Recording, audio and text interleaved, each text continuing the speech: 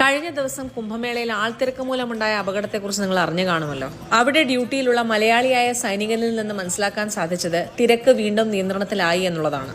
ഭാവിയിലും അധികം തിരക്കിൽപ്പെടാതിരിക്കാനുള്ള ചെറിയ ചില മാർഗങ്ങൾ നമുക്ക് നോക്കാം. ആദ്യത്തേത് കഴിഞ്ഞ റീലിൽ പറഞ്ഞ പോലെ ഈ പറഞ്ഞ ദിവസങ്ങളിൽ വരാതിരിക്കുക എന്നുള്ളതാണ്. തിരക്കൊഴിവാക്കാൻ രാവിലെ 8 മണിക്ക് മുൻപ് കുംഭനഗരിയിൽ എത്താൻ ശ്രദ്ധിക്കുക. വൈകുന്നേരം ഒരു 3:30 മുമ്പ് തിരിച്ചു പോകാനും ശ്രദ്ധിക്കുക.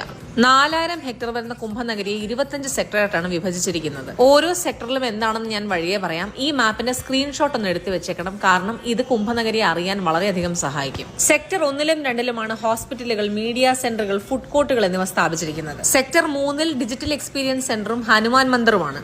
സെക്ടർ 6 മുതൽ 10ൽ സർക്കാരിന്റെ സൗജന്യ താമസ സ്ഥലങ്ങളും ഡോർമിറ്ററികളുമാണ്. ഇവിടെ സെക്ടർ 8ലും 9ലുമാണ് കൂടുതലായി മനുഷ്യർ ടെന്റ് അടിച്ച് താമസിക്കുന്നത്. സ്നാനം കഴിഞ്ഞ് വസ്ത്രം മാറാനുള്ള ധാരാളം ചേഞ്ചിങ് റൂമുകളും ഇവിടെ തന്നെയുണ്ട്. ഇനി ഏറ്റവും ഡിമാൻഡുള്ള സെക്ടർ 20, 21, 22. ഇവിടെയാണ് സന്യാസിമാരുടെ അഖാഡകളുള്ളത്. നമുക്ക് ഇവരെ പോയി കാണാവുന്നതാണ്. ചിലർ അനുഗ്രഹവും വാങ്ങാറുണ്ട്. ഇനി കുംഭനഗരിയിലെ തിരക്കിലൊന്നും പെടാതെ പുണ്യസ്നാനം ചെയ്താൽ മാത്രം മതിയെന്നുള്ളവർ റെയിൽവേ സ്റ്റേഷനിൽ നിന്ന് നേരെ ഓട്ടോ എടുത്ത് ബോട്ട് ക്ലബ്ബിൽ ഇറങ്ങുക. അവിടെ നിന്ന് പെർ ഹെഡ് 500 നിരക്കിലെ ബോട്ട് കിട്ടും. നേരെ ത്രിവേണി സംഗമത്തിൽ ഇറങ്ങുക, കുളിച്ചിട്ട് കയറി വരിക. എപ്പോഴും ഓർക്കുക, your safety must be your biggest priority.